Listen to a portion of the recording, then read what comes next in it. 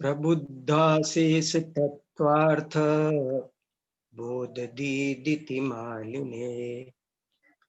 नमः श्रीजिन चंद्राय मोहध्वांत प्रभेदिने।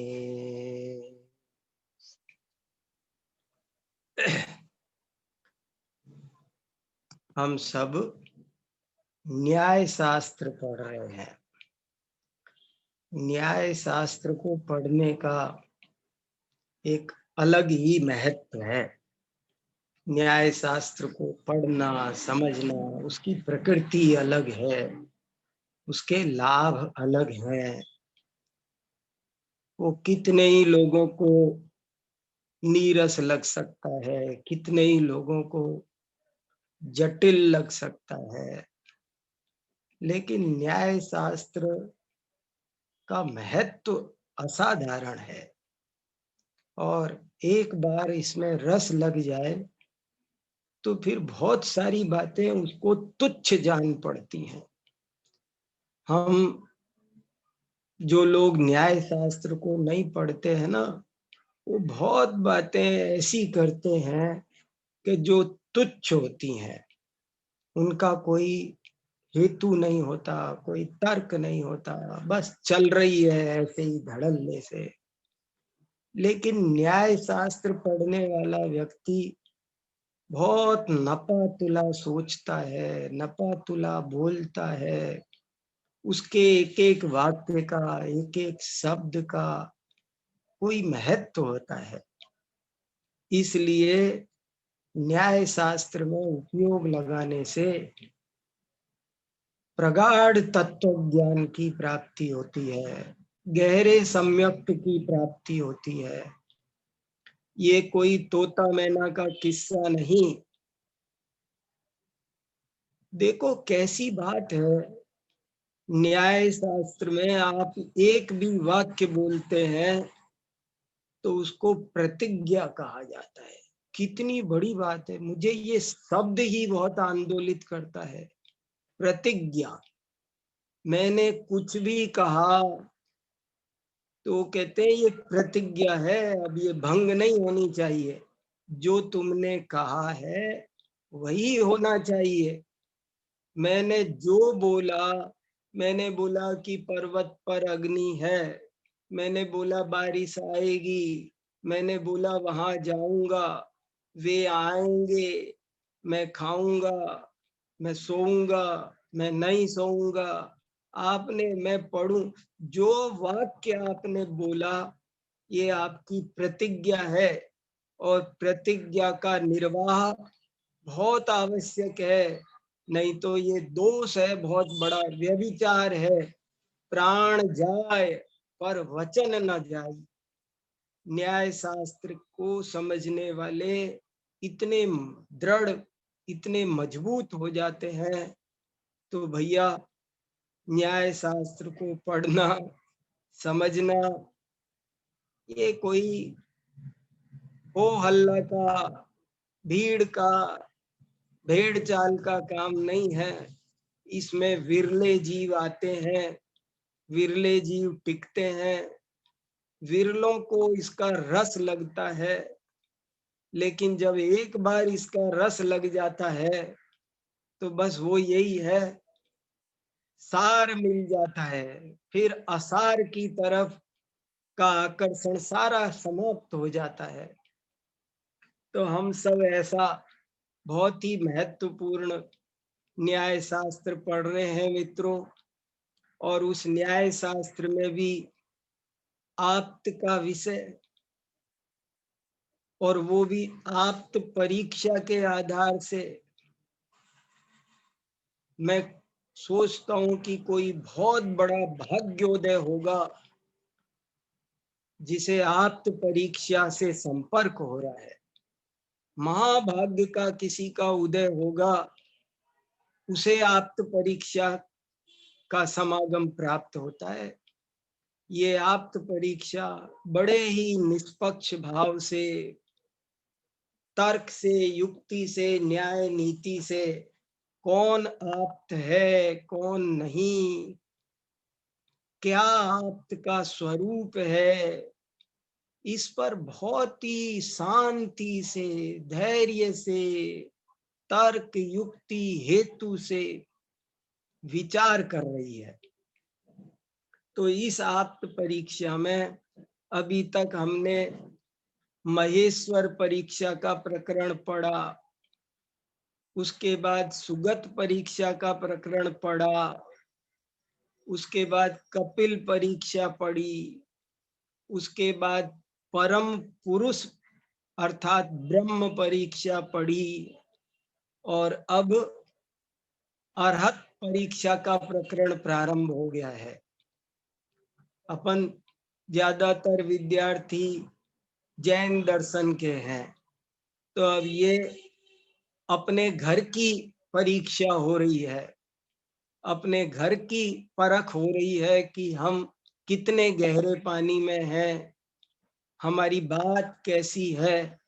इसलिए ये और भी ज्यादा ध्यान देकर समझने योग्य विषय है। अरहत परीक्षा, ये प्रकरण करीब 35 कारिकाओं में चलेगा। अरहत परीक्षा का प्रकरण करीब करीब 35-36 कारिकाएं इसमें आई है, और 35-36 कारिकाओं में से भी पहले 24 कारिकाएं तो अरहत सर्वज्ञ सिद्धि की आई है, फिर 5-6 कारिकाएं अरहत कर्म भूभृत भेतृत्व सिद्धि की आई है, और फिर 5-6 कारिकाएं मोक्ष मार्ग नेतृत्व सिद्धि की आई। 3 गुण है ना मोक्ष मार्ग नेतारम 1 गुण, भेत्तारम कर्म भूभृताम दूसरा गुण, और ज्ञातारम विश्व तत्वानाम ये तीसरा गुण। 3 गुण आप्त के अनिवार्य हैं, असाधारण गुण हैं। ये असाधारण शब्द का प्रयोग हुआ है, ये बहुत खास बात है। इत्यसाधारणम प्रोक्तम, ये असाधारण गुण है आप्त के 3। नंबर 1 मोक्ष मार्ग नेतृत्व, नंबर 2 कर्म भूव्रत भेतृत्व, और नंबर 3 विश्व तत्व ज्ञातृत्व। 3 प्रकरण हैं, उनसे अरहत परीक्षा की जा रही है। और उसमें भी अब जो अभी हमारा सबसे पहला प्रकरण चल रहा है, उस प्रकरण का नाम है अरहत सर्वज्ञ सिद्धि। अरहत परीक्षा में पहली कारिका भूमिका की, और उसके तुरंत बाद में 23 कारिकाएं लगातार आ रही हैं, और वे लगातार 23 कारिकाएं हमको अरहत सर्वज्ञ सिद्धि, मैंने पिछली बार ये बता दिया था कि अरहत शब्द क्या है, अरहन क्या है, अरहंत क्या है, अरिहंत क्या है, अरहंत क्या है, और इन शब्दों का क्या स्वरूप है, इसकी चर्चा हम पिछली बार कर चुके। स्वाध्यायी लोगों को इसका भी थोड़ा विवेक होना आवश्यक है। तो अब हम आगे बढ़ते हैं। देखो, ये सर्वज्ञ सिद्धि पर मैंने आपको 2 लेख भी ग्रुप पर भेजे थे, आपने उनको पढ़ा होगा। मैं सिर्फ ये कहना चाहता हूं प्रकरण शुरू करने से पहले, अरहंत भगवान की सर्वज्ञता को समझना अनेक दृष्टियों से बहुत महत्वपूर्ण है। ये केवल दार्शनिक विषय नहीं है, ये केवल शास्त्रार्थ का विषय नहीं है, ये केवल इतनी सी बात नहीं है कि कपिल आदि सर्वज्ञ नहीं है और अरहत ही सर्वज्ञ है। ये इतना सा विषय नहीं है मित्रों, इसके साथ में पूरा मोक्ष मार्ग जुड़ा है, इसके साथ हमारा आत्मज्ञान जुड़ा है। क्योंकि देखो, जो सर्वज्ञता को समझेगा वो आत्मा के स्वरूप को समझेगा, और जो सर्वज्ञता को नहीं समझने का मतलब है आत्मा के स्वरूप को भी नहीं समझना। क्योंकि देखो, सर्वज्ञता आत्मा का स्वभाव है, आत्मा का एक गुण है। अगर हमने सर्वज्ञता नहीं समझी तो आप ऐसा मत समझो कि हमने किसी दूसरे सर्वज्ञ को नहीं समझा। आप वो आपने आदिनाथ भगवान महावीर भगवान की सर्वज्ञता पढ़ रहे हैं, ये टॉपिक मत समझ लेना आप खाली कि हम आदिनाथ भगवान को सर्वज्ञ समझ। ये आत्मा के अनंत धर्म है, अनंत स्वभाव हैं। उनमें से एक स्वभाव का नाम है सर्वज्ञता। और यदि हमने सर्वज्ञता नहीं समझी तो इसका अर्थ ये होगा कि हमने स्वयं को नहीं जाना, हमने आत्मा को नहीं जाना। 24 तीर्थंकरों को नहीं जाना वो अर्थ नहीं है अकेला, हमने स्वयं को नहीं पहचाना, ये अर्थ इसमें से निकलेगा। इसलिए बहुत युक्ति से, शांति से इस विषय को समझना है, चिंतन करना है, खूब गहराई से पढ़ना है। सर्वज्ञ हो सकता है, नहीं हो सकता है, कैसे हो सकता है, आपको पक्ष में विपक्ष में सब तरह जा जा करके सोचना है गहराई से, तभी ये सब बातें पकड़ में आएंगी। और नहीं तो ये रह जाएगा टॉपिक। आग्रह रख कर नहीं, बहुत अनाग्रही भाव से, सूक्ष्म प्रज्ञा से, तर्क युक्ति से इस विषय पर चिंतन करना है। क्योंकि देखो एक और जरा सी इंपॉर्टेंट बात, ऐसी चर्चा दार्शनिकों में बहुत उठी।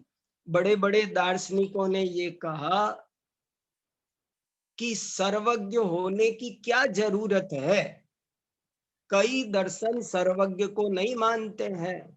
मीमांसा दर्शन सर्वज्ञ को नहीं मानता, बौद्ध दर्शन सर्वज्ञ को नहीं मानता। और क्या कहता है, वो कहता है, जैसे बौद्ध दर्शन कहता है कि सर्वज्ञ होने की जरूरत ही क्या है। हमें अनंत सुख चाहिए ना, हमें मुक्ति चाहिए, हमें संसार के दुखों से मुक्ति चाहिए। तो इसके लिए सकल द्रव्य के गुण अनंत पर जाए अनंता, हमें उन सब को जानने से क्या तेल निकलेगा, हमको क्या फायदा है। हम परमाणु परमाणु की, अनादिकाल की, एक एक पदार्थ की अनंत भूतकालीन पर्याय, अनंत भविष्यकालीन पर्याय, उन सब को जाने, इसकी कोई न बोले ये उपयोगी है न ये व्यावहारिक है। ऐसे कई दार्शनिकों ने इसका बहुत पुरजोर खंडन किया। वो कहते हैं, बौद्ध दर्शन में एक वाक्य आता है कि आत्म कल्याण के लिए, मुक्ति की प्राप्ति कहो, सुख शांति के लिए कुछ भी कहो, आत्मज्ञ होना जरूरी है, सर्वज्ञ होना जरूरी नहीं है। वो कहते आत्मज्ञ होना चाहिए ना। अब कहाँ बात को घसीट के ले गए, मैं भ्रम्यो अपन को विसरी आप। हम संसार में क्यों भटक रहे हैं, क्योंकि हम आत्मा को नहीं जान। 100 समस्याओं की एक ही जड़ है कि हम आत्मा को नहीं जानते। तो जब तक जिनवाणी जिन जैन शास्त्र कोई विद्वान आत्मा को जानो ये उपदेश दे वो तो ठीक है। आत्मज्ञ कोई, आत्मज्ञ होना ही सुख शांति के लिए जरूरी है और वही पर्याप्त है। सर्वज्ञ होने की कोई जरूरत ही नहीं है, कोई फायदा ही नहीं। आत्महित के लिए आत्महित, आत्मज्ञ होना पर्याप्त है, जरूरी है। सर्वज्ञ होने की कोई आवश्यकता नहीं है। और सर्वज्ञ होना कुछ कुछ कहते हैं ये व्यावहारिक भी नहीं है। अरे अनंत पदार्थ, उनके अनंत पूर्ववर्ती पर्याय, अनंत उत्तरवर्ती पर्याय, इन सब को भला कोई कैसे जानेगा, ये व्यावहारिक भी नहीं है, संभव भी नहीं है। ऐसी बात करते हैं। और एक और तर्क चलता है दर्शन जगत में, वो भी इंपॉर्टेंट है। वो तर्क ये चलता है कि भाई शब्दों को मत पकड़ो, आत्मज्ञ को ही सर्वज्ञ कहने की ये शैली है, ये पद्धति है। जिसने आत्मा को जाना उसने सबको जाना, ये एक पैटर्न है, क्योंकि सारे शास्त्रों का सार एक आत्मा है। इसलिए शास्त्रों में ये जो बात कही गई है कि आत्मा सर्वज्ञ हो जाता है, ये बात को तुम अभिधा रूप मत समझो। समझ में आया? वो कहते हैं आप इसको अभिधा अर्थ में मत ग्रहण करो कि ऐसे ही है, सकल द्रव्य के गुण अनंत। आप है ना बिल्कुल वहां लकीर के फकीर मत बनो। इसको मुहावरे की भाषा में कहें तो लकीर के फकीर बनना। ये सबको जानता है, तुमने समझ लिया सबको जानता है। अरे सबको जानने का मतलब है कि जिसने आत्मा को जाना उसने सबको जाना, कर लिया ना, काम हो गया ना। आत्म कल्याण के लिए आत्मा 100 शास्त्र पढ़े और आपने आत्मा को नहीं जाना तो कहते हैं आपने कुछ नहीं पढ़ा। और आपने एक भी शास्त्र नहीं पढ़ा और आत्मा को जाना तो आपको कहा जाता है कि आपने आत्मा को जान लिया। तो ये एक बहुत गहरी विवक्षा और इसके कहीं कहीं संकेत शास्त्रों में भी मिल जाते हैं। जैसे श्रुत केवली का मिलता है कि जो आत्मा को जाने वो श्रुत केवली है। जो जैसे नियम सार में गाथा मिलती है, केवली भगवान पर को जानते ही नहीं, स्वयं को ही जानते हैं। क्या क्या मैं आप सब न्याय शास्त्र के बहुत सावधानी से सुनने वाले विद्वान साथी हैं, इसलिए मैं आपके सामने ये सारी बातें आपके चिंतन को उद्बुद्ध करने के लिए, आपके चिंतन को गहरा करने के लिए और बहुत शांति से, किसी के कहने से मत मानो। देखो न्याय शास्त्र पढ़ने का एक फायदा है कि हमको किसी के कहने से नहीं मानना है, हमारी स्वयं समझ में आनी चाहिए। मुझे पंडित टोडरमल जी का एक शब्द बहुत आकर्षित करता है, बहुत ज्यादा। कोई मेरे से पूछे कि पंडित टोडरमल जी का सबसे बड़ा योगदान आपकी नजर में क्या है, तो मैं कहूंगा कि उनका सबसे बड़ा योगदान है भाव भाषण। उन्होंने एक शब्द का प्रयोग किया है जगह जगह, भाव भाषण। आपको उस चीज का भाव स्वयं भाषित होता है तो बात करो। वो किसको कहाँ लिखा है, किसने, आप लोग पढ़ भी लेते हैं, पढ़ा भी लेते हैं, उस विषय पर पीएचडी भी कर लेते हैं, उस पर लेक्चर देना आसान है, लेकिन उसका हृदयंगम करना, उसे हृदयंगम करना, अपने हृदय में उतार लेना, उसे जचा लेना, उसका भाव भाषण हो जाना बिना किसी कोई तरह के दबाव के, यही न्याय शास्त्र का प्रयोजन है। और इस प्रयोजन को हम सब ध्यान रखें और बहुत गहराई से इस प्रयोजन में सफल हों, यही मेरी भावना है। तो चलिए अब हम पढ़ते हैं, थोड़ा अरहत परीक्षा की गाथाएं प्रारंभ करता हूँ। देखो हमने एक दो कारिकाएं पिछली बार पढ़ ली थी, वहीं से आगे बढ़ाते हैं। कारिका पढ़ते हुए आगे बढ़ेंगे। पेज नंबर 48, कारिका नंबर 87, 87 नंबर की कारिका पेज नंबर 48 पर आप्त परीक्षा में है। आप सब अपनी अपनी पुस्तक पर देखें, शुभम जी स्क्रीन पर लगाएंगे अभी। देखो, सोऽर्हन्नेव मुनीन्द्राणाम् वन्द्य समवतिष्ठते तत्सद्भावे प्रमाणस्य निर्बाधस्य विनिश्चयात्। सोऽर्हन्नेव, वह अरिहंत ही, मुनीन्द्राणाम वंद्य, मुनीन्द्रों का वंदनीय, समवतिष्ठते। मुझे तो ये एक ही लाइन बहुत अच्छी लगती है, सोऽर्हन्नेव मुनीन्द्राणाम वंद्य समवतिष्ठते। समवतिष्ठते शब्द में जो जान है ना, वो मैं हिंदी के कोई भी शब्द बोलूं आपको, वो बल मैं नहीं बता सकता। समवतिष्ठते का अनुवाद मैं कर नहीं सकता। कोई कर सकता हो तो बताना मेरे को कि क्या हो सकता है। समवतिष्ठते का क्या अनुवाद है? संस्थापित, उसे सम्यक प्रकार से स्थापित, अर्यंत ही मुनीन्द्रों के द्वारा वंदनीय सिद्ध होते हैं। तिष्ठते ही नहीं, अवतिष्ठते, अवतिष्ठते ही नहीं, दो दो उपसर्ग लगाए। संसिद्धि, कैसी गजब गजब के प्रयोग विशेषण लगा लगा करके कर रहे हैं। और क्यों है अरिहंत ही वंदनीय? कैसी गजब की बात आई। अरिहंत ही वंदनीय सिद्ध होता है। अरिहंत ही वंदनीय समवतिष्ठता है। तो कैसे समव शरण बनाया ना वही वही उसी तरह का है।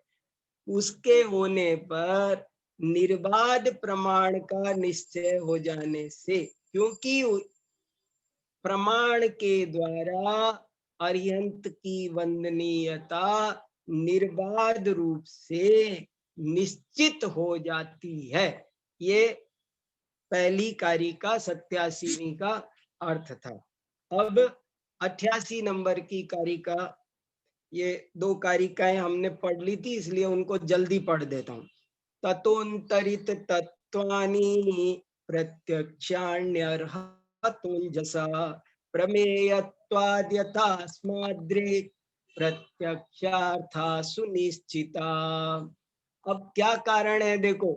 ततो, क्योंकि या इसलिए, अंतरित तत्वानि प्रत्यक्षाणि अर्हता, अरहंत भगवान के अंजसा, अंजसा माने एकदम निर्मल, विशद, विशद का पर्यायवाची आता है अंजसा, विशद एक, अरिहंत भगवान अरहता, अरहता माने षष्ठी एक वचन, अरहंत भगवान के एकदम प्रत्यक्ष है। क्या? अंतरित तत्व। क्यों है प्रत्यक्ष? How you can say? तो वो कह रहे प्रमेयत्वात्, प्रमेय होने के कारण। ये बहुत जबरदस्त है। आप कैसे कह सकते हो कि उनके सारे पदार्थ प्रत्यक्ष हैं? तो कहते प्रमेयत्वात्, प्रमेय होने के कारण। अब ये प्रमेयत्वात् पर 8 कारिकाएं आने वाली है। ये प्रमेयत्वात् बहुत बड़ा हेतु पकड़ा है। आप तो परीक्षा में दूसरे ढंग से सर्वज्ञ सिद्धि की है। वहां तो दोषावरणयोर हानि निश्शेषास्त्यतिसायनात्, वहां अतिसायन हेतु से सर्वज्ञ सिद्धि की है। आपको देखो दो मजबूत तर्क आ गए कि, लेकिन ये उस हेतु पर अभी नहीं जा रहे हैं, जाएंगे, आगे जाएंगे। लेकिन पहले प्रमेयत्वात् हेतु से सर्वज्ञता सिद्ध कर रहे हैं। वो ये कह रहे हैं कि सब तीन लोक के सभी अंतरित तत्व भी प्रमेय है। और अंतरित का अर्थ मैं बता चुका आपको, परोक्ष। अंतरित माने पर, दुनिया के सारे पदार्थों को दो भागों में बांट लो, एक प्रत्यक्ष, एक परोक्ष। प्रत्यक्ष तो वे हैं जो हमें दिखाई दे रहे हैं, परोक्ष वे हैं जो सूक्ष्म है, अंतरित है, दूरवर्त, क्षेत्र से अंतरित, काल से अंतरित और स्वभाव से अंतरित। तीन प्रकार के जो पदार्थ हैं वे परोक्ष हैं। तो फिर परोक्ष के ये इसलिए तीन भेद भी होते हैं, स्वभावांतरित, कालांतरित और क्षेत्रांतरित।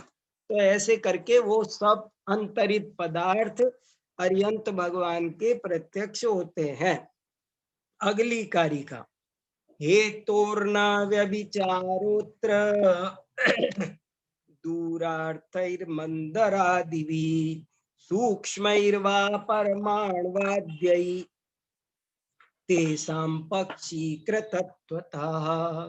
देखो कि यहाँ पर जो दूरवर्ती पदार्थ हैं, सूक्ष्म पदार्थ हैं, उनके साथ में कोई व्यभिचार नहीं आ रहा है, वो छूटे नहीं है। व्यभिचार का मतलब वो छूटे नहीं, वो भी अंतरित में शामिल हो गए।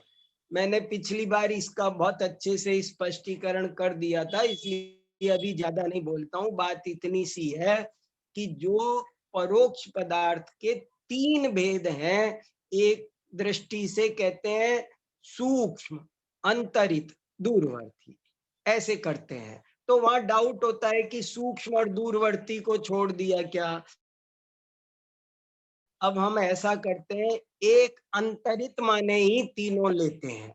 अंतरित शब्द में तीनों आ गए, सूक्ष्म भी, अंतरित भी और दूरवर्ती भी, तीनों उसमें आ गए। पक्षीकृतत्वतः तीनों को हमने पक्षीकृत कर लिया है, पक्ष में गर्भित कर लिया है। जो सूक्ष्म परमाणु आदि पदार्थ हैं उनको भी, और जो मंदर आदि माने सुमेरु आदि दूरवर्ती पदार्थ है उनको भी हमने सबको यहाँ पर अपने अंतरित पक्ष में ग्रहण कर लिया है। आप चिंता मत करना है। जैसे अपन बोलते हैं ना कभी कभी, घबराना मत, मैंने अंतरित कहा है तो दूरवर्ती सूक्ष्मवर्ती छूटे नहीं है, वो उसमें मैंने इंक्लूड कर लिए हैं, गर्भित कर लिए हैं, ये कहने का मतलब है। कारिका नंबर 90। तत्त्वान्यन्यतरं तत्त्वान्यन्तरितानि देश काल स्वभावतः धर्मादीनि हि साध्यन्ते प्रत्यक्षाणि जिनेसिनः। जिनेसिनः 6/1। जिनेश के, जिनेन्द्र भगवान के सारे तत्व, सारे तत्व माने पदार्थ, तत्व पदार्थ, ये भी एक प्रश्न आया किसी का कि कभी द्रव्य बोलते हैं, कभी तत्व बोलते हैं, कभी पदार्थ बोलते हैं, क्या फर्क है। एक ही बात है, फर्क नहीं है। बात को करते समय अलग अपेक्षा चल रही हो तो संज्ञा अलग हो जाती है, जब अलग अपेक्षा से बात करते हैं तो संज्ञा बदल जाती है।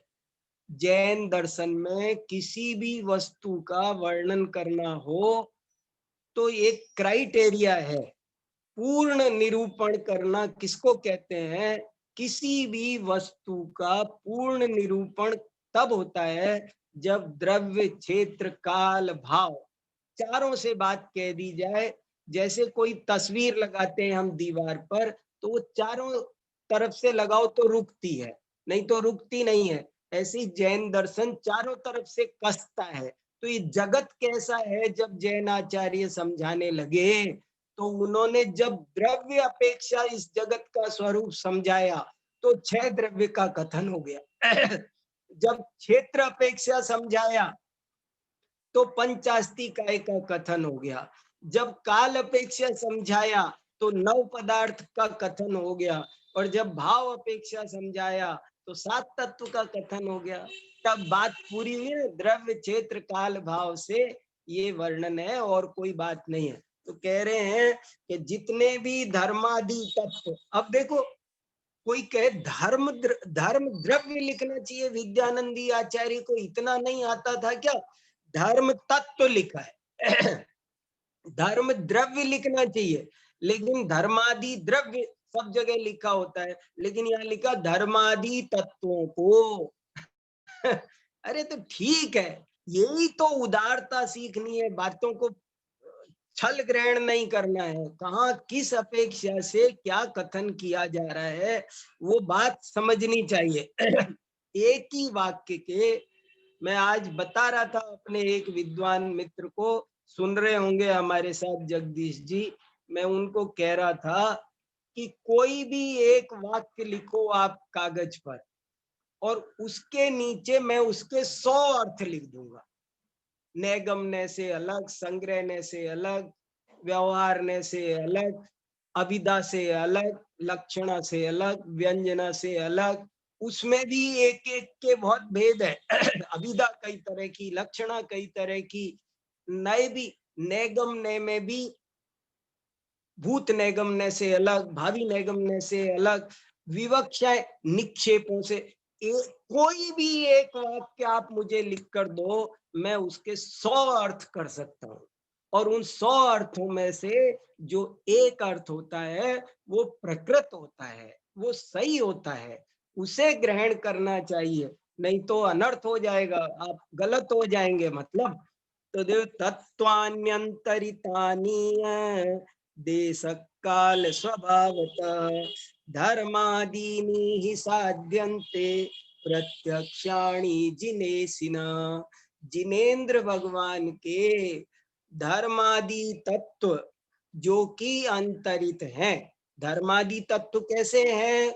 हम पुद्गल तो हमें फिर भी दिखाई देता है काफी कुछ, लेकिन पर पुद्गल में भी परमाणु आदि नहीं दिखते, बहुत पुद्गल नहीं दिखता, अनेक स्कंद नहीं दिखते, बहुत बड़ा हो तो भी नहीं दिखता। चाक्षुष बनने के लिए बहुत बड़े महास्कंद भी हमें नहीं दिखाई देते और परमाणु भी नहीं दिखाई देता, वो सब अंतरित है। तो धर्मादि भी अंतरित है। धर्मादि अंतरित तत्व वे सब जिन्हें, जो कि देश काल स्वभाव, 3 लगा दिए। देश माने क्षेत्रवर्ती, कालवर्ती और स्वभाव, 3 तरह के परोक्ष पदार्थ होते हैं। कुछ क्षेत्र की अपेक्षा होते हैं, देश माने क्षेत्र, जैसे सुमेरु पर्वत है, वो क्षेत्र या देश की अपेक्षा से अंतरित है। जो राम रावण आदि हुए वे काल की अपेक्षा से अंतरित है, और स्वभाव परमाणु आदि है वे स्वभाव की अपेक्षा से अंतरित हैं, लेकिन ये सब जिनेन्द्र भगवान के प्रत्यक्ष हैं, अरहंत जिनेश के प्रत्यक्ष है।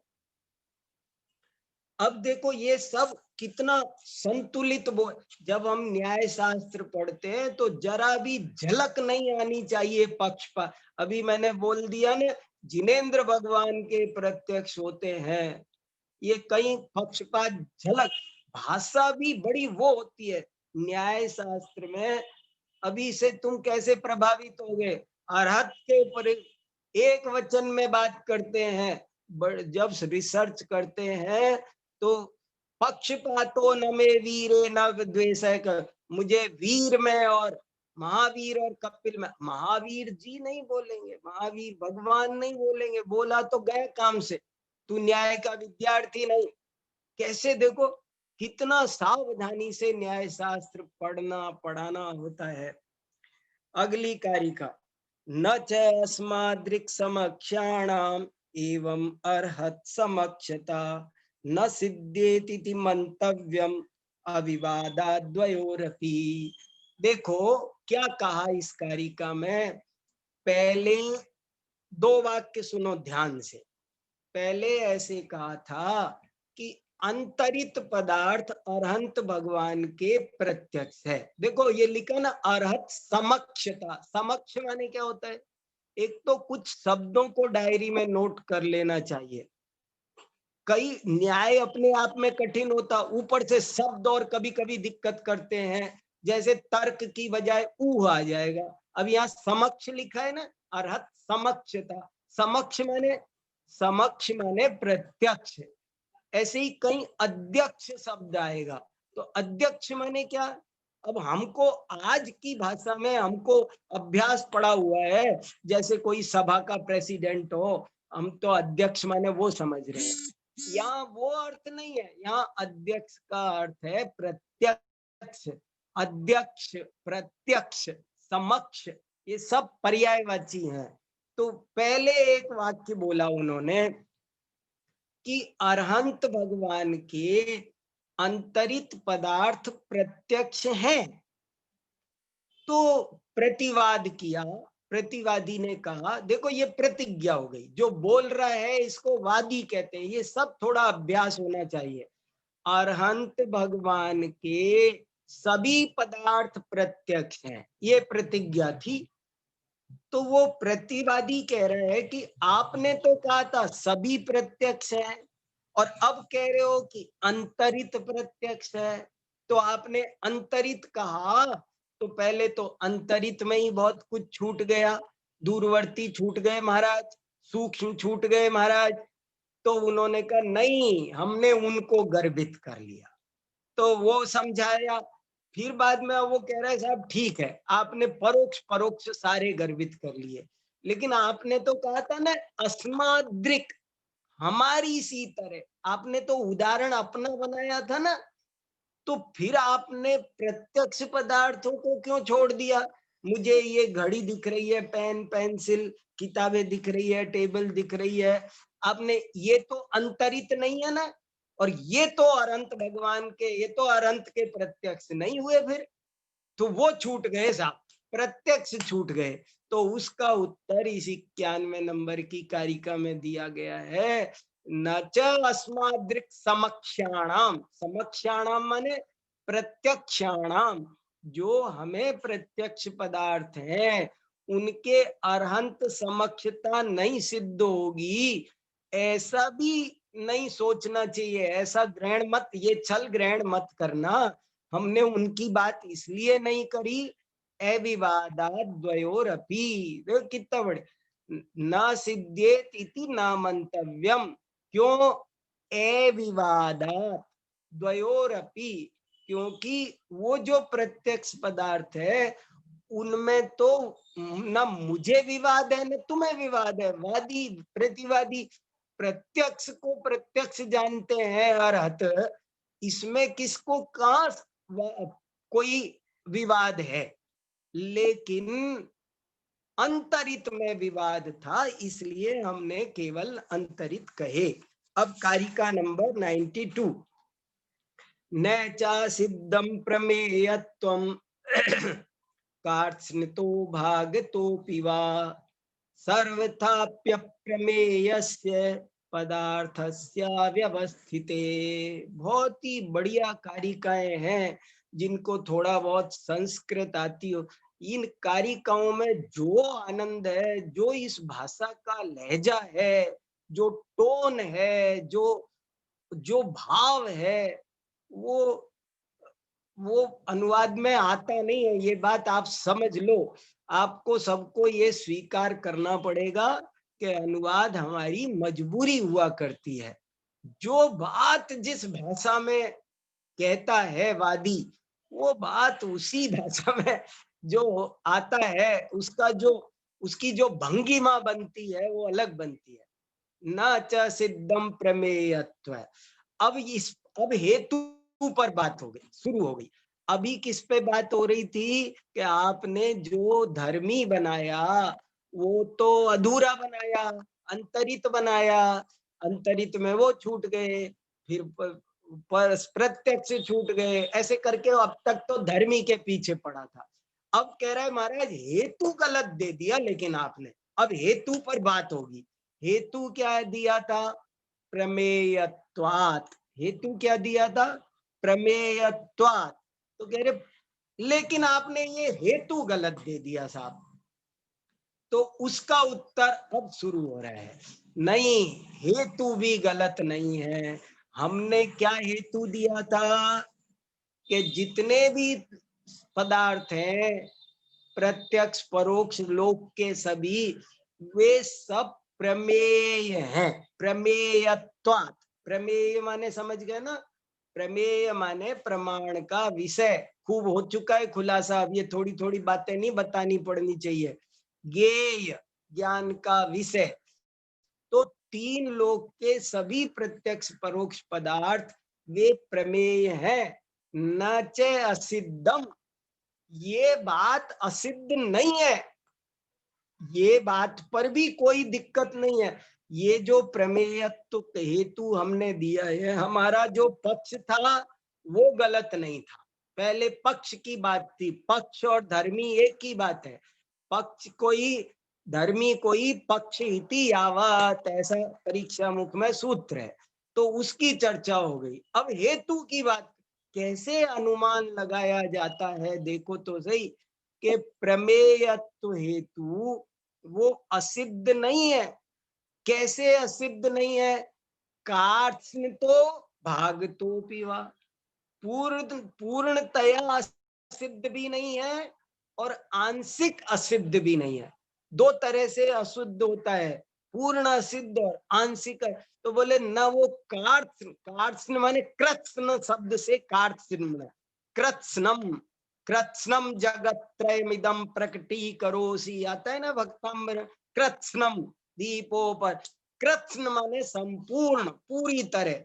तो कृत्स्न से ही कार्त्स्न तो पूर्णतः, इसको मैं बदल कर सरल करने की कोशिश करूं तो पूर्णतः भाग तो माने भाग का मतलब अंश, न वो पूर्णतया असिद्ध है न वो आंशिक रूप से असिद्ध है।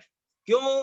क्योंकि जो सर्वथा प्रमेय पदार्थ है वो तो कहीं दुनिया में है ही नहीं। देखो कारिका में दिखाई देना चाहिए आपको, न च सिद्धम प्रमेयत्व, प्रमेयत्व सिद्ध नहीं है। कार्त्स्न तो भाग तो पिवा, न पूरी तरह न आंशिक रूप से। क्यों नहीं है? सर्वथाप्य प्रमेयस्य, तीन शब्द एक सीट पर बैठे हैं, सर्वथा अपि अप्रमेयस्य। अब देखो ये प्रमेय दिख रहा है लेकिन है अप्रमेय। जरा सी संस्कृत पढ़ने वालों की दृष्टि बहुत बारीक हो जाती है, वो पैना देखना शुरू करते हैं। उनको किताबें, लोगों को मोटे मोटे दिखते ही नहीं है जो संस्कृत नहीं पढ़ते हैं ना, उनको कुछ दिखता नहीं, मात्रा मात्रा जाने क्या पढ़ते हैं अपनी कल्पना से। लेकिन संस्कृत वालों को बिल्कुल बहुत बारीक होता है, जरा सा डंडा डला होता है ना, जरा सा हलंत है कि नहीं है, जरा सी बिंदी भी दिखती है उनको। सर्व तो चक्षु मतलब दृष्टि बहुत विकसित हो जाती है उनकी पैनी। सर्वतापि अप्रमेयस्य पदार्थ अव्यवस्थिते, कि जो सर्वता अप्रमेय पदार्थ है उसकी तो कोई अवस्थिति नहीं है। अव्यवस्थित का अर्थ यहाँ क्या है? अव्यवस्थित का अर्थ जो हम आज समझते हैं ना, हमारे हमको शब्दों में से शब्द ब्रह्मणि निष्णात परम ब्रह्मादि गच्छति, हमको शब्द ब्रह्म का ज्ञान होगा तो हम पर ब्रह्म पकड़ पाएंगे। व्यवस्थित शब्द का अर्थ स्थित ही है। कोई भी पदार्थ जो सर्वथा अप्रमेय हो वो इस लोक में स्थित ही नहीं है। अव्यवस्थित है माने स्थित नहीं है। अब अव्यवस्थित है, अव्यवस्थित है का क्या अर्थ समझेंगे? अव्यवस्थित है इसका अर्थ हुआ स्थित नहीं है। कैसे नहीं है? अगली कारिका बहुत आनंददायी, यदि षड्भि प्रमाणैः स्यात् सर्वज्ञ केन वार्यते इति ब्रुवन्न शेषार्थ प्रमेयत्वम् इहेच्छति। क्या कहा?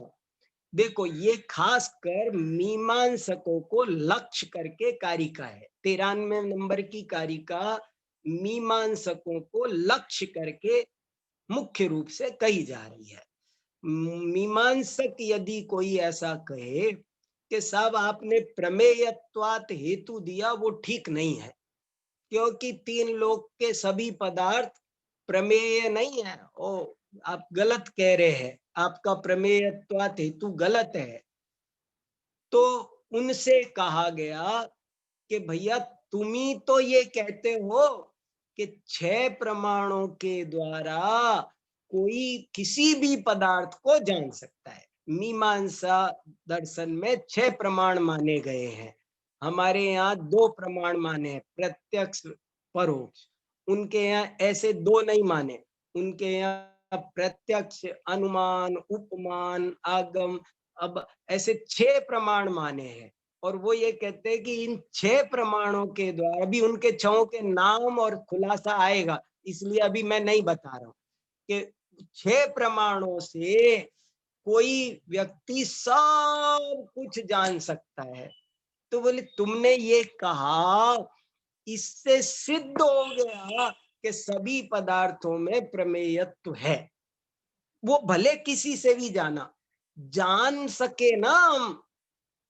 बहुत से कितने मीमांसकों में एक मत मीमांसकी, और वो ये कहते हैं कि अगली कारिका में वो बात फिर आ रही है, उस कारिका पढ़ के बताता हूँ। चोदना तश्च निःशेष पदार्थ ज्ञान संभवे सिद्धम मंतरितार्थानाम प्रमेयत्वम समक्षवत। अब देखो ये समक्ष माने क्या? प्रत्यक्ष। चोदना तश्च, चोदना शब्द का अर्थ होता है वेद, वो और तह लगाया से, वेद से निशेष पदार्थ का ज्ञान संभव है।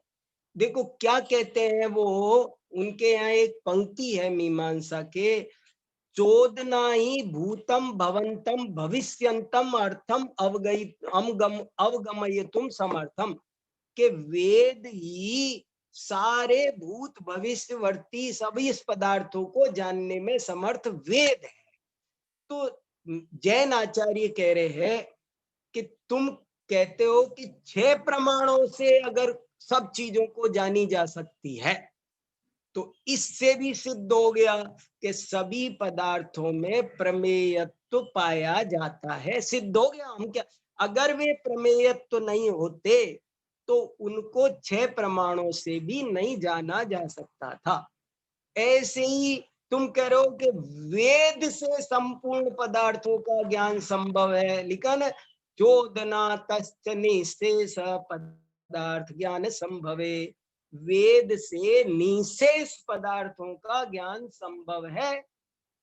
तो इससे भी सिद्धम अंतरितार्थानाम प्रमेयत्वम, इससे भी अंतरित पदार्थों का प्रमेयत्वपना सिद्ध हो गया, समक्षवत, प्रत्यक्ष की तरह। गजब हो गया। माने तो इस तरह से हमने जो हेतु दिया था प्रमेयत्वात्, हमारा वो हेतु भी गलत नहीं था। समझ में आ रहा है ना सबके? किसी को कुछ पूछना है? आगे बढ़ू मैं? देखो अगली 95 नंबर की कारिका पढ़ते हैं। देखो क्या बढ़िया बात है। यन्नार्हत समक्षम तन न प्रमेय। बहुत इंपॉर्टेंट प्रकरण चल रहा है भैया। ये भव का अभाव करना कोई मजाक काम नहीं है। तत्व ज्ञान की प्राप्ति हो जाना ये कोई मजाक नहीं है, ऐसे ही नहीं होती है। इसके लिए बहुत शांति से समीचीन पुरुषार्थ करना पड़ता है, तभी जाके बात। ऐसे नहीं है कि बस हो जाएगा बाबा वाक्यम प्रमाण, ऐसे नहीं बेड़ा पार होता। बात को शांति से समझनी पड़ती है। यही काम न्याय शास्त्र कर रहा है। देखो क्या बढ़िया बात। यन्नार्हतः समक्षम तन न प्रमेयम बहिर्गतः मिथ्यैकान्ततो यथेत्येवं व्यतिरेकोऽपि निश्चितः। कितना बढ़िया कहा। या यन्नार्हत, इसमें भी 3 शब्द एक सीट पर बैठे हैं। यत, न, अर्हतः। अर्हत षष्ठी विभक्ति एक वचन है। अर्हंत के जो न, यत माने जो, न माने नहीं, अर्हत माने अर्हंत के, जो अर्हंत के नहीं है। क्या नहीं है? समक्षम, जो अरहंत भगवान के प्रत्यक्ष नहीं है। तन्न प्रमेयम, वो प्रमेय नहीं है। बहिर्गतः, कैसे? कि जो उसके प्रमेयपन से जो बाहर है, जो अप्रमेय, प्रमेय से बाहर है मतलब जो अप्रमेय है। जैसे क्या है अप्रमेय? क्या है कि जैसे मिथ्या एकांत। ये भी बहुत इंपॉर्टेंट बात है। अब इसे समझाने के लिए थोड़ा परिश्रम, समय अलग लगाना पड़ेगा कि अप्रमेय क्या है। बोले मिथ्या एकांत है, वो अप्रमेय है। ये गजब की बात है। यथा इत्येवम्, इस प्रकार से व्यतिरेकोपि निश्चिता, व्यतिरेक भी निश्चित है। माने जो हमने हेतु बनाया उस हेतु का अन्वय भी घटा के बताया। देखो चीज की परीक्षा सावधानी से कर रहे हैं। हमने सोना सही ले लिया पर कसौटी गलत ले ली तो रिजल्ट गलत आ जाएगा। कसौटी सही ले ली और सोना गलत ले लिया तो भी हमको ये सोना है सिद्ध होने के लिए वो सोना हो, वो कसौटी हो। और सोना भी है कसौटी भी है, लेकिन वो सर्राफ नहीं है जो इस बात को पहचान सके, तो भी ये सिद्ध नहीं होगा कि ये स्वर्ण है। ये स्वर्ण है, ये हो गई प्रतिज्ञा।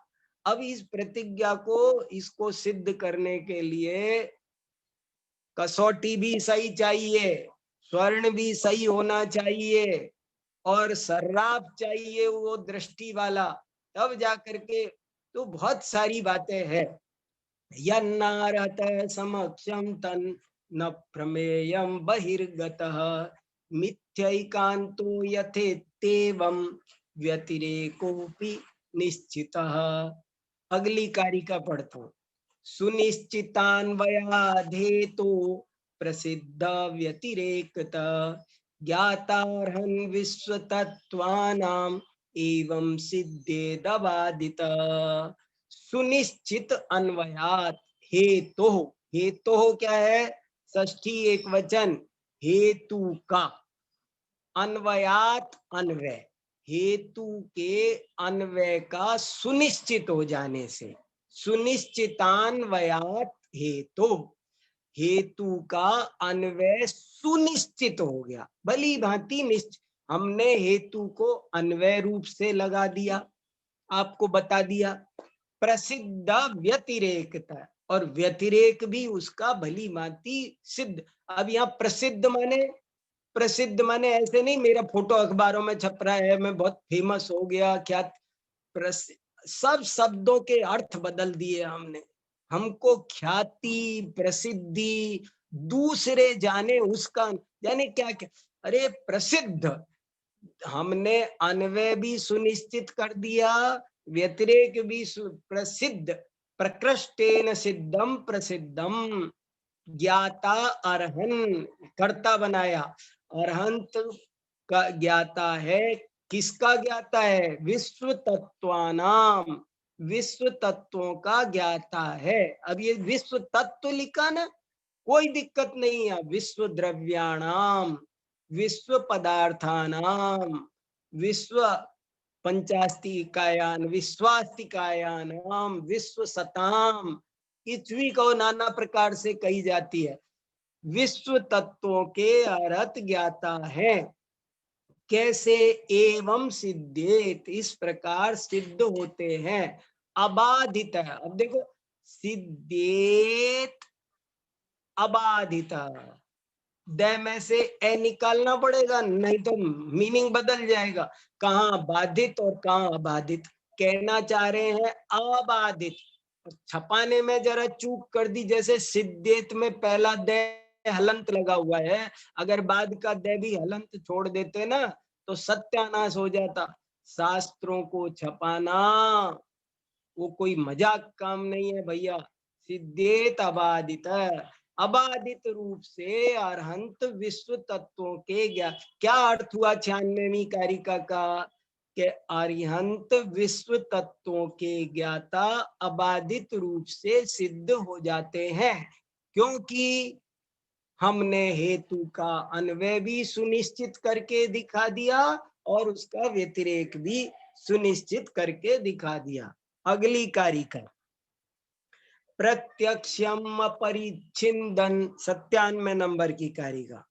प्रत्यक्षम अपरिच्छिन्दत त्रिकालम भुवनत्रयम रहितम विश्व तत्वज्ञै नहीं तद्बाधकम भवेत्। देखो अब क्या बात कही जा रही है। अब फिर एक ट्रैक चेंज होगा, मैं आपको जरा सा इशारा भर कर देता हूं। अब क्या बात चलेगी? प्रत्यक्षम अपरिच्छिन्दत। प्रत्यक्षम माने प्रत्यक्ष को, अपरिच्छिन्दत, अपरिच्छिन्न, परिच्छिन्न माने होता है जानना, और अपरिचित माने नहीं जानना। जानने के बहुत सारे शब्द चलते हैं। ज्ञा धातु माने जानना, और ज्ञा के लिए बहुत सारे दूसरे दूसरे वेद शब्द का भी प्रयोग चलता है। विदति, विद, विद, वेद, वैद, संवेदन, परिवेदन, ये सब भी जानने। ऐसे ही परिच्छित्ति, परिच्छित्ति माने भी ज्ञप्ति। प्रत्यक्षम अपरिच्छिन्दत, प्रत्यक्ष को नहीं जानते हुए। त्रिकालम भुवनत्रयम, तीन काल तीन लोक। त्रिकालम भुवनत्रयम, तीन काल तीन लोक को प्रत्यक्ष न जानते हुए। रहितम विश्व तत्वज्ञई, विश्व तत्वज्ञों के द्वारा रहित। नहीं तद बाधकम भवेत। अब क्या, विश्व तत्वज्ञों के द्वारा तीन काल तीन लोक में प्रत्यक्ष से न जानी हुई कोई वस्तु नहीं है ये, और इसका कोई बाधक भी नहीं है। तद बाधकम नहीं, तद बाधकम भवेत, न विश्व तत्वज्ञ में न छुपा हुआ है। नहीं तद बाधकम भवेत, कि उसका कोई बाधक प्रमाण नहीं है। क्या ट्रैक आ रहा है अब ये आ रहा है कि उन्होंने सिद्ध किया 96वीं कारिका तक कि अरहत सर्वज्ञ है। पक्ष भी सही है, उसका हेतु भी सही है, उसका अन्वय भी लगा है, व्यतिरेक भी लगा है, कुछ छूटा भी नहीं है। ऐसे तरह तरह से उसको सिद्ध किया। लेकिन अब 97वीं कारिका से कह रहे हैं, चलो ठीक है, तुम सिद्ध करो कि सर्वज्ञ नहीं होता है। देखो कैसे, कि तुम सिद्ध करो कि सर्वज्ञ नहीं होता है। गजब की बात है, ये भी बहुत खास बात है कि सर्वज्ञ का कोई बाधक प्रमाण बताओ तुम। सर्वज्ञ सिद्धि को दो भागों में जो बांटा है वो बहुत महत्वपूर्ण बात है। पहले शुरू में मैं बहुत सोचा करता था कि सर्वज्ञ सिद्धि को दो भागों में क्यों बांटा। पहले सामान्य सर्वज्ञ सिद्धि करते हैं, बाद में विशेष करते हैं, ऐसे क्यों। लेकिन बाद में मुझे बहुत समझ में आया कि इसके पीछे बड़ा गहरा रहस्य है। रहस्य यही है कि बहुत से लोग ये जिद करके बैठे हैं कि सर्वज्ञ होता ही नहीं है, और बिल्कुल उनके कान पर जू नहीं रेंगती, कुछ सुनने राजी नहीं है, बात करने। नहीं होता, नहीं होता, हो ही नहीं सकता, हो ही नहीं, नहीं नहीं नहीं, नहीं ऐसा पॉसिबल ही नहीं है। ऐसे ऐसे करते ही जाते, कुछ सुनने राजी नहीं होते। तो उनको एक चांस दिया है कि तुम सिद्ध करो कि सर्वज्ञ नहीं है। चलो चलो, हम चुप, तुम सर्वज्ञ नहीं होता, हम सिद्ध कर रहे थे कि सर्वज्ञ है, अब हम चुप बैठते हैं। हो सकता है ना कि हम गलत हों। देखो ये कलेजा चाहिए। हो सकता है, ये बहुत बड़े कलेजे वाला कह सकता है कि हो सकता है भैया मैं गलत हूं, हो सकता है मैंने गलत सर्वज्ञ सिद्धि की हो, मेरी बात गलत हो सकती है, और मैं तुम्हारी बात पर बिल्कुल नए सिरे से सोचूंगा, तुम मुझे समझाओ। मैं तुमको नहीं समझा पाया, अब अपना विड्रॉ करता हूं। तुम मुझे समझाओ कि सर्वज्ञ नहीं है, तुम सिद्ध करो।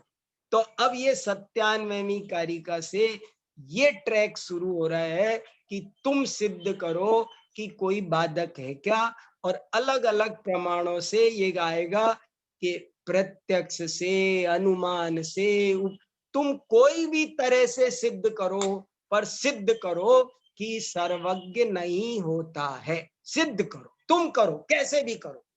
इतना सुनने का जिसका हृदय हो वो न्याय शास्त्र पढ़ सकता है। तो अभी का हमारा समय हो गया है, इसलिए आगे की कारिकाएं हम अगली कक्षा में करेंगे। ठीक है। बहुत सुंदर और सरल सहजता से हम सभी भाई साहब से अभी इन कारिकाओं का चर्चा सुन रहे थे। आशीष जी कुछ प्रश्न पूछ रहे हैं, बोलिए आशीष जी।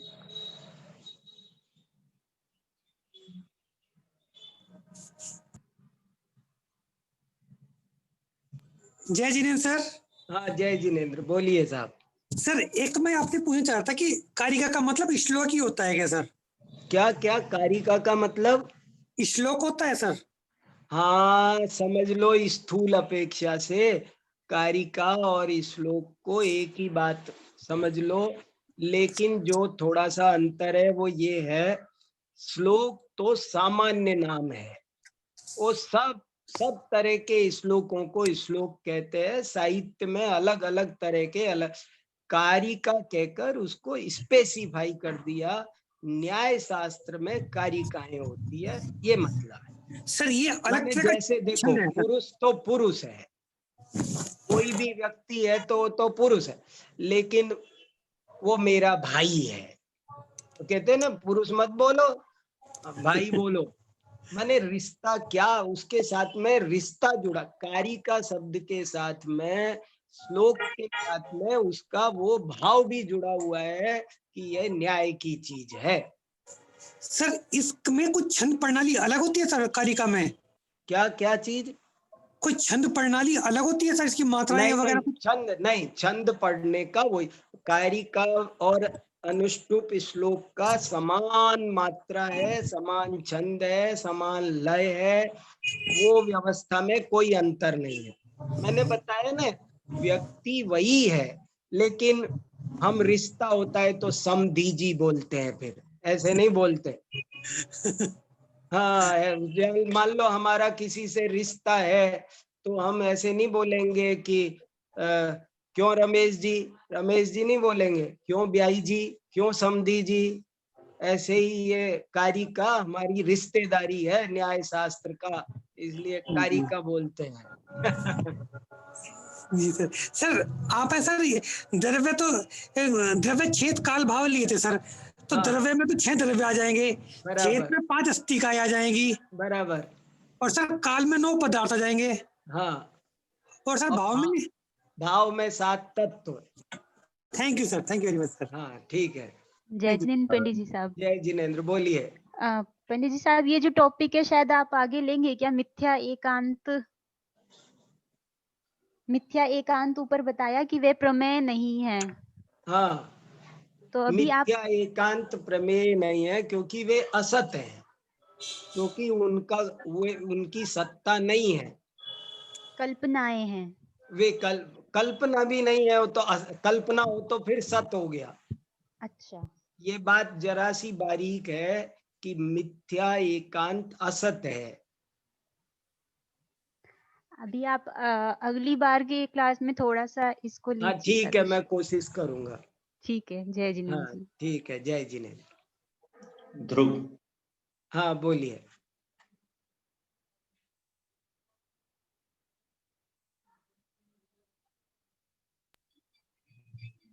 हाँ भाई साहब, जय जिनेन्द्र भाई साहब। जय जिनेन्द्र, बोलिए।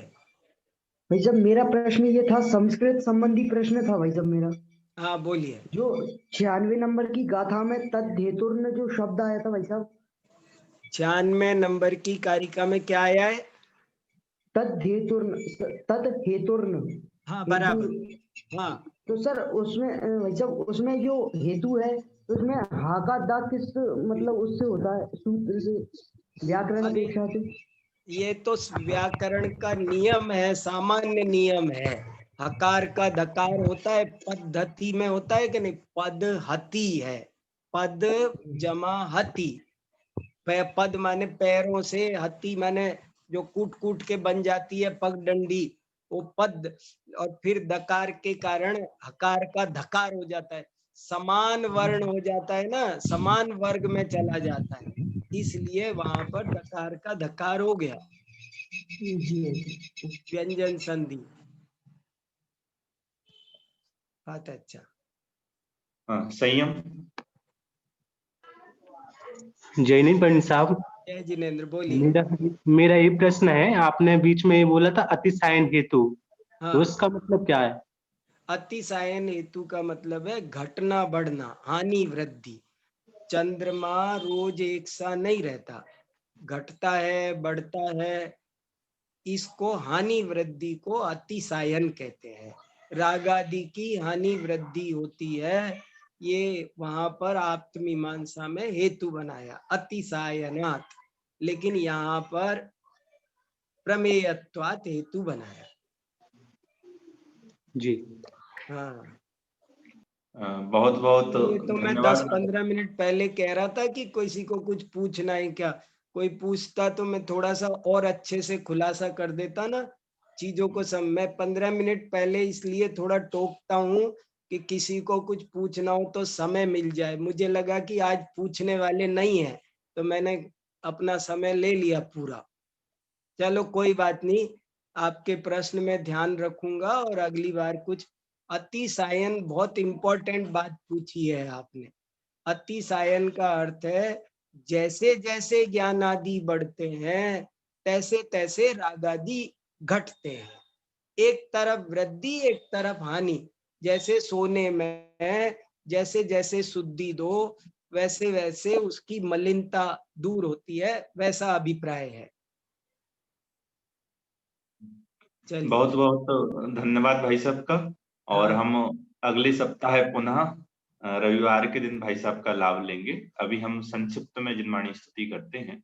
बहुत अच्छा। जब वाणी के ज्ञान ते सूझे लोकालोक, सो वाणी मस्तके नमो सदा देत त्यों ठोक।